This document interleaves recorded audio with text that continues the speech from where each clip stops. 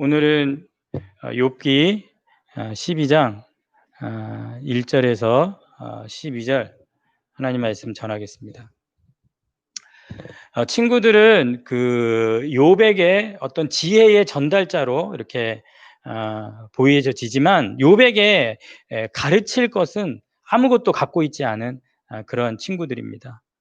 욥은 이미 이 친구들에 대해서 6장에서 실망감을 표현했고, 너희들이 헤세드 신의가 없다라고 말했고, 또 그들의 무정함에 대해서 분노하고 통렬하게 아파했습니다. 이제 처음으로 친구들에게 어떤 경멸의 태도를 갖는데, 오늘 2절에 보면 너희만 참으로 백성이로구나. 그러니까 너희는 전부 옳고 나는 전부 틀렸구나. 2절 계속해서 너희가 죽으면 지혜도 죽겠구나. 지혜는 사라지지 않고 죽지 않고 남아있지만, 그러나 너희들의 지혜를 계속 옳다고 주장할수록 지혜의 허점이 드러날 것이다. 그러면서 3절에 나도 너희같이 생각이 있어. 욥은 친구들이 그 틀에 박혀 있는 어떤 전통 신학 그 입장에서 대부분의 사람들의 그런 평범한 생각에 대해서 나도 생각이 있다. 너희들의 생각을 알고 있다. 본문 7절과 12절을 좀 보면 욥이 말하고는 있지만 이게 욥의 생각과 너무 다른 거예요. 이 7절에 12절이. 그러니까 이 해석에서 굉장히 어려움을 줍니다. 이게 욥의 생각인가? 아니면 뭐 어떤 걸 인용한 건가? 아니면 친구들의 생각을 말하는 건가? 그러니까 좀 해석이 7절에 12절이 좀 어렵습니다. 근데 이 부분을 욥이 말하고 있지만 친구들의 생각을 대신 자기 입으로 말하는 것으로 본다면 친구들의 생각을 풍자적으로 어떻게 표현하는 것이고, 친구들의 생각을 욥이 바꾸어 똑같이 말하기라고 할 수가 있겠죠. 그러니까 반어적 진술이라고 할 수가 있겠습니다. 그래서 7절을 먼저 보면 이제 모든 짐승에게 물어보라 그들이 내게 가르치리라. 공중의 새에게 물어보라 그것들이 또한 내게 말하리라. 땅에게 말하라 내게 가르치리라. 바다의 고기도 내게 설명하리라. 그러니까 모르면 보다 낮은 창조물에게 물어봐라. 원한다면 땅에도 물어봐라. 모르는 것 같은 것들을 다 알려주고 말해줄 거다. 왜냐? 인간보다 하찮은 피조물들도 알고 있는 너무나도 일반적인 것들이다. 9절에 이것들 중에 어느 것이 여호와의 손이 이를 행하신 줄을 알지 못하랴. 그러니까 하나님이 행하신 거 다 알고 있다. 창조된 모든 것들이 물어보면 다 가르칠 수 있는 아주 기초적인 것을 너희들은 말하고 있다. 10절에 모든 생명의 생명과 생물의 생명과 모든 사람의 육신의 목숨이 다 그의 손에 있느니라. 온 세상이 하나님의 손에 있고, 11절 입이 음식의 맛을 구별한 같이 귀가 말을 분간하지 아니하냐. 그런 식별할 수 있는 귀의 기능, 분간할 수 있는 그런 것들이 바로 12절 늙은 자에게는 지혜가 있고 장수하는 자에게는 명철이 있느니라. 그렇게 노인들의 경험, 전통적인 지혜, 그걸 말했지? 나 다 알고 있어. 그러니까 7절에서 12절을 통해서 알 수 있는 것은 욥이 친구들의 생각을 정확히 알고 있다라는 것입니다. 그것을 그대로 말해주고 있죠. 7절에 12절. 나도 너희같이 생각이 있어. 3절에 나도 너희같이 생각이 있어. 그러면 7절에 12절까지 그들의 생각을 똑같이 말해줍니다. 그런데 이 지점에서 알고 있다 이렇게 멈추고 있는 것이 아니라 더 나아가서 3절에 너희만 못하지 않다. 그 같은 일을 누가 알지 못하겠느냐. 이 알지 못하겠느냐 이거는 더 낫다. 내가 우월하다. 나는 친구들 너희들보다 열등하지 않다. 사실 욥은 친구들보다 더 큰 경험을 하고 있지 않습니까? 지금 고난의 한복판에서 친구들이 경험하지 못하는 것을 실제로 경험하고 있습니다. 이 덕분에 친구들보다 더 우월하고 친구들보다 더 나아가서 어떤 특별함을 갖게 된 것입니다. 그것을 지금 욥이 말하고 있는 것이죠. 이렇게 말할 수 있는 이유는 욥이 고난을 당해 봤기 때문에, 고난을 당하고 있기 때문에, 내가 고난 당해 보니까 친구들 너희들의 그런 전통적인 신학이 부적절하더라. 난 그것을 지금 증명하고 싶다. 복잡하지도 않고 그냥 신학의 그런 단순한 그런 신앙보다는 이 고난의 한복판에서 내가 더 지혜롭고 우월하다. 그러면서 욥은 자신이 경험한 증거를 이제 제시를 합니다. 자, 첫 번째 증거, 경험한 증거, 아웃사이더의 경험입니다. 4절에 보면 하나님께 불러 아뢰어 들으심을 입은 내가. 그러니까 과거에 내가 하나님께 부르고 아뢰면 어? 들으심을 입은 사람이었다. 그러니까 하나님과 자연스럽고 그리고 만족스러운 관계로 부르면 응답받고 그런 경험 안에서 나는 살았던 사람이다. 그런데 그런 이전 경험은 전통이라는 울타리 안에 있었다. 이제 나는 이 전통의 영역 바깥으로 나와서 아웃사이더로 지금 나 자신을 지켜야 한다. 지금 나는 불러도 응답이 없다. 하늘과 땅이 똑같이 귀가 닫혔고 내 소리는 그냥 메아리처럼 아무 의미 없는 소리가 되었다. 그래서 하나님이 듣지 않는 악인의 입장에 지금 내가 처해 있다. 그래서 4절에 이웃에게 웃음거리가 되었으니 의롭고 온전한 자가 조롱거리가 되었구나. 그래서 나는 지금 웃음거리고 조롱거리인데 이 모든 웃음거리와 조롱이 원인으로 된 나의 이 고통은 하나님에 의해서 내가 이런 고통을 당하고 있다면 경건한 자가 웃음거리고 조롱거리가 된 것이 아니냐. 이렇게 욥은 고통당하고 있는 자가 비웃음을 받는 현실을 경험하고 있는 거죠.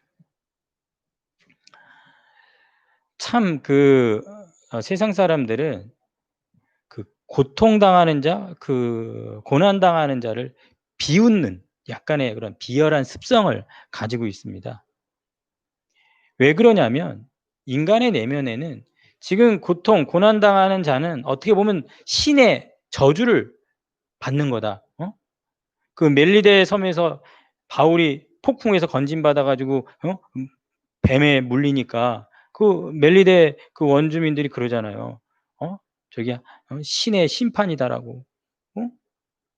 그러니까 저주를 당하는 자로 보기 때문에 관계를 끊으려는 그러니까 고난당한 자를 조롱함으로써 조소함으로써 그 재난으로부터 자신을 멀리 떨어뜨려서 어떤 해로운 영향력에서 자신을 보호하는 이건 보호 본능이죠. 그러니까 남의 불행을 아유 고소해야 하는 그런 독선적인 마음, 무정한 표현일 수도 있지만 오히려 어떻게 보면 고난당하고 저주당한다라고 생각하기 때문에 관계를 끊음으로써 그 오히려 조소하고 조롱함으로써 자기를 보호하고 싶은 본능을 인간들은 가지고 있는 것이죠.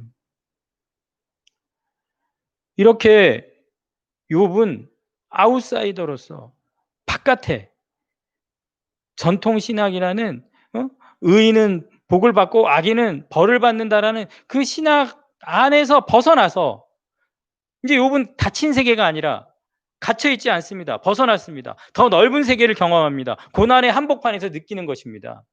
이것은 아웃사이더만이 누릴 수 있는 경험이죠. 저도 이제 그 장로교단, 합동교단에서만 계속 목회를 했고 신학도 그렇게 했기 때문에 근데 이제 제가 사역을 한 3년 정도 쉬는 시간이 있었는데 그 시간 동안 제가 루터 교단에서 한 7개월 넘게 예배도 드려보고 또 감리교단 또 교회에 가서 또 7개월 정도 예배 드려보고 또 독립교단 또 거기 선교단체 가서 한 4개월 섬겨보기도 하고 이렇게 어떤 제가 배웠던 신학의 울타리에서 벗어나서 아웃사이더가 됐을 때 경험하는 것들이 있습니다. 익숙하고 반복되고 이것이 전부인 것처럼 보였지만 전혀 다른 환경 속으로 던져졌을 때 그 아웃사이더의 경험을 통해 누리는 축복이 있다는 사실입니다.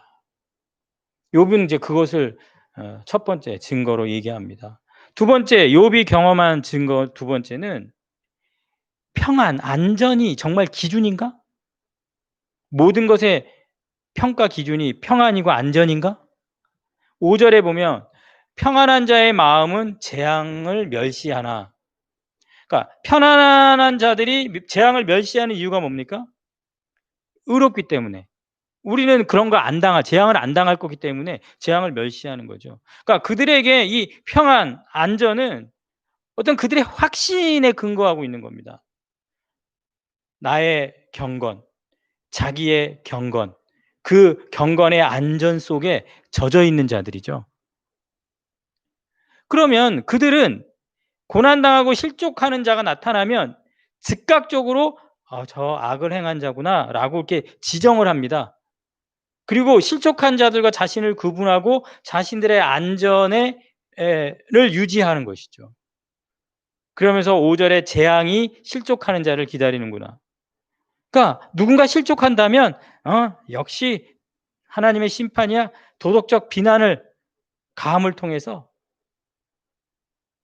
비난에 받을 불행의 적절한 대상으로서 비틀거리고 있는 그들에게 상처를 모욕을 보태 주면서 자신들의 평안과 안전을 유지해 나가는 것이죠. 시편 123편 4 절에 보면 이렇게 얘기를 합니다. 안일한 자의 조소. 그러니까 평안하게 느끼는 자들이 실족한 자들을 조소하고 교만한 자의 멸시. 아 나는 의롭기 때문에 고난당하지 않아. 그런 교만한 자가 실족한 자들을 멸시하고 그러면서 "안일한 자의 조소와 교만한 자의 멸시가 우리 영혼에 넘치나이다." 이렇게 고백합니다. 시편에서 이 샤안안이라는 이 평안함, 안전 이 용어는 흔히 번영하고 번창하는 안전한 악인들을 표현할 때 쓰입니다. 그러니까 평안한 자들은 시편에서 오히려 불의의 압제자들이 될 수 있다라는 것이죠. 그렇다면 지금 현재의 편안 안전이 판단 기준이 될 수 있습니까? 악인이면서도 편안하고 안전하다면 오히려 저주입니다. 계시록 3장 17 절에 보면 내가 말하기를 나는 부자라 부요하여 부족한 것이 없다 하나 내 공고한 것과 가련한 것과 가난한 것과 눈먼 것과 벌거벗은 것을 알지 못한다. 자기 경건에 젖어서 어? 나는 부자고 부유하고 부족한 게 없다.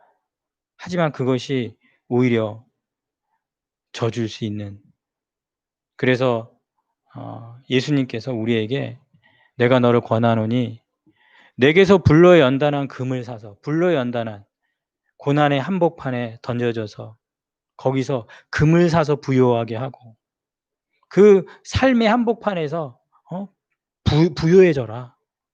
흰옷을 사서 벌거벗은 수치를 보이지 말고 어 깨끗함, 경건함으로 하나님 앞에 예 서라."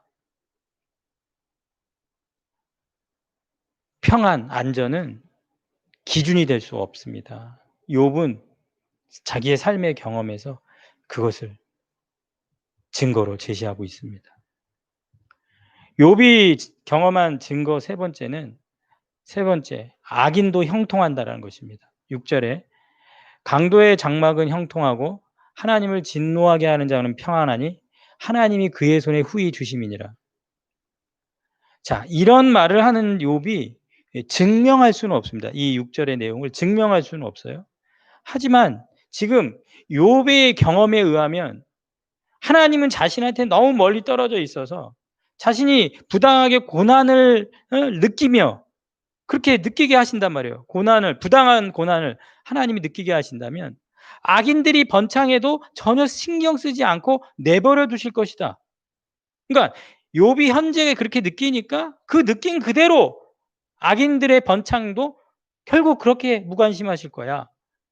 그런 자기 느낌 그대로의 하나님을 말하고 있는 것이죠. 이렇게 하나님은 의인도 치실 수 있다라는, 그러므로 정반대, 악인은 벌하지 않을 수 있다라는 욥이 경험한 더 넓은 차원의 경험을 말해주고 있는 것이죠. 욥이 고난 받기 전에는 어쩌면 친구들과 동일한 언어로 말했을 것이라고 가정할 수 있습니다. 하지만 이 고난의 현실은 욥을 뒤흔들어서 노인의 지혜에 대한, 전통 신학에 대한 신봉을 버리게 했습니다.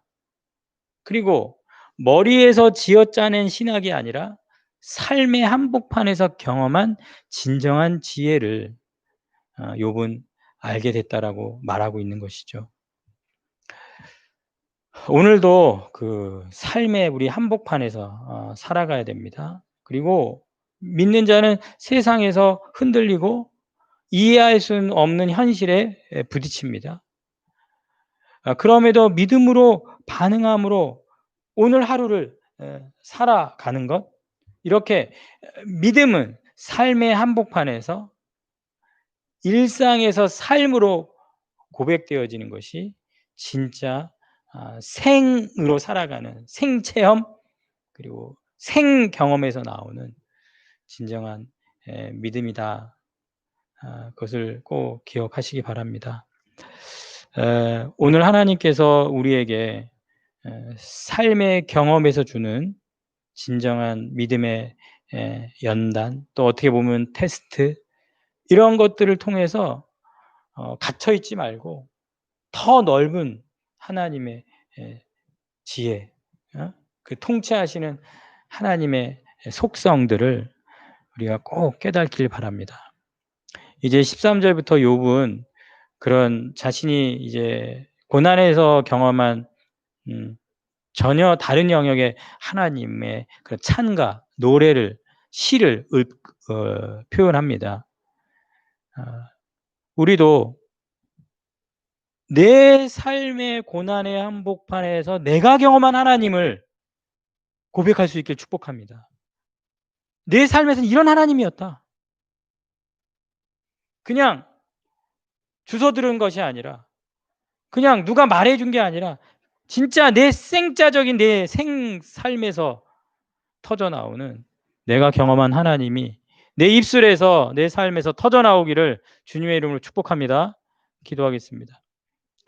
살아계신 하나님, 욥은 전통 신학과 또 노인들의 지혜, 그리고 친구들이 말하고 있는 응가 응보적인 보응 신학의 틀에서 벗어나 아웃사이더가 된 경험, 평안과 안전은 기준이 될 수 없으며 악인도 형통한 이 현실을 몸으로 겪어내면서 더 넓은 세계에서 하나님을 경험하고 있습니다.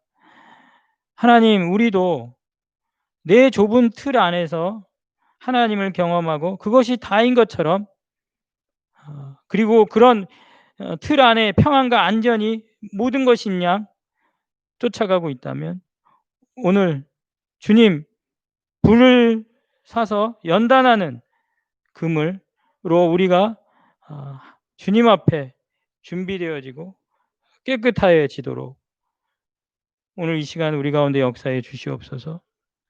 살아계신 하나님, 오늘도 내 삶에서 내가 경험한 하나님의 고백이 터져나오게 역사하여 주시옵소서. 그리고 전혀 새로운 환경, 전혀 경험하지 못한 현실로 우리를 집어넣으셔서 그 가운데서 계신 하나님을 만나게 하시는 이유를 알게 하여 주시고, 그럼을 통해 나의 믿음이 더 커지고 성장하여 더 깊은, 넓고 깊고 크고 긴 그리스도의 장성한 분량까지 우리가 자라가도록 우리를 이끌어 주시옵소서. 예수님의 이름으로 기도하였사옵나이다. 아멘. 감사합니다. 오늘도 하나님이 주신 성령의 충만함과 능력으로 살아되길 축복합니다. 이제는 주 예수 그리스도의 은혜와 하나님의 사랑과 성령의 교통하심이 우리들 가운데 영원토록 함께 계실지어다. 아멘. 할렐루야 축복합니다. 오늘도 승리하시길 바랍니다.